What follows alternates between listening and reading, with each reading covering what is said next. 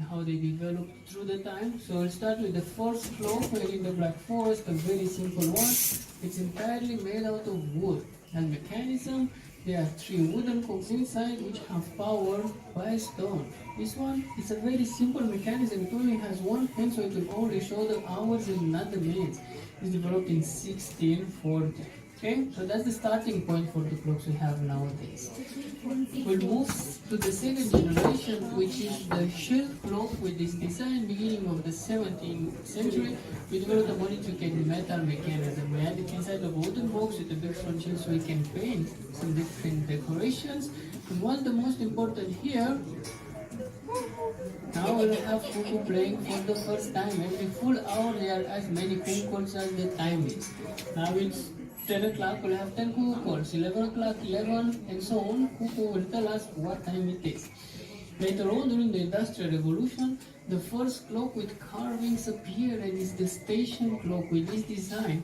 When trains were coming in the Black Forest, we started to design this clock especially for railway stations. It has the design of the old railway station houses. The lines here look like the railway tracks.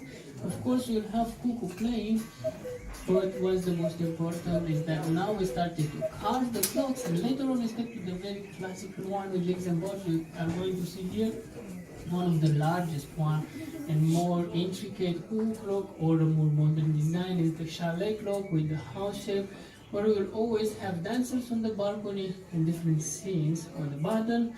Let's take a look here, one of the most special clocks in the Black Forest. Here is a very typical scene. There are 2 gentlemen enjoying their drinks, and behind there is a lady with a rolling pin on her hand, scolding them for wasting too long time drinking beer. Yeah?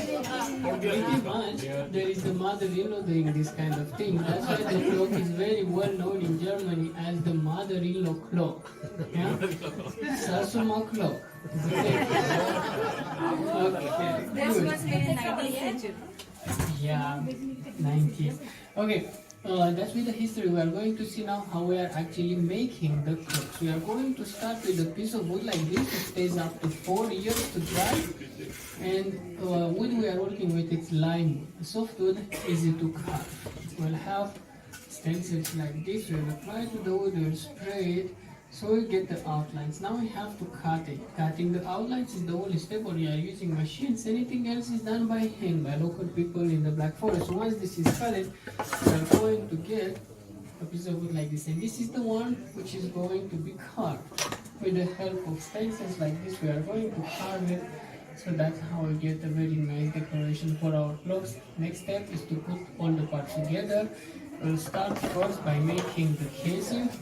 We have a decoration in the front and the top one, so that's how you get a very simple traditional Cuckoo clock design.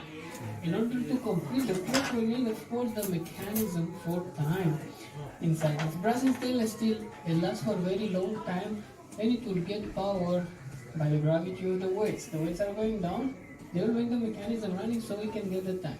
To understand it better, I'm going to play this clock. You'll see the weights going down one by one. So once Cuckoo is playing, slowly this weight goes down. This one gets power for Cuckoo. This weight gets power for music and movement. And the third one makes the time running. So all 3 weights slowly go down. After 8 days they will be on the floor. In order to have the clock running continuously, we'll bring them up. We wind up the mechanism. Very simple. We grab the chain and pull up the weights. Like so. So from now on, we have another 8 days rain, power for another 8 days. So we have to wind up the clocks with large weights every 8 days, or every day the clock is full. The small one will reach the floor in 24 hours. We bring them up and we have again power for 24 hours and so on. So 1 day, 8 days wind. And the most interesting part is how we get the sound of Cuckoo. We'll have inside this air bellows. Yeah? They are working like whistlers and getting in and out. Once they are running together, that's how you get the sound. Interesting now? Different sizes of clocks will have different sizes of air bellows, smaller ones here. That's a baby Cuckoo sound, isn't it? And of course we'll have larger air bellows for a deeper sound. Exactly, Papa Cuckoo. Like this one here. That's another one. You can also switch off the sound when you want to have the clock running on silent. There is a switch on the side, you lift it up and you'll have the clock running on silent for the night time. For example, when you're sleeping, Cuckoo is sleeping as well. It's a very wide variety of clocks now. Also, you can also find battery clocks. You'll have the same traditional design, the same handcard decorations, but inside you'll find the quartz mechanism. It doesn't require winding. There the weights are light only for decoration, so you don't pull the chain. Clocks are warranted for 2 years. Service points are worldwide. 2 service points are in India, Mumbai and Bangalore. Battery clocks only have service point in Bangalore. Price is labeled in the shop are in euro with the local taxes included, taxes that you don't have to pay. So for purchasing more than 50 euro, you are entitled for tax refund. Thank you very much for your kind attention.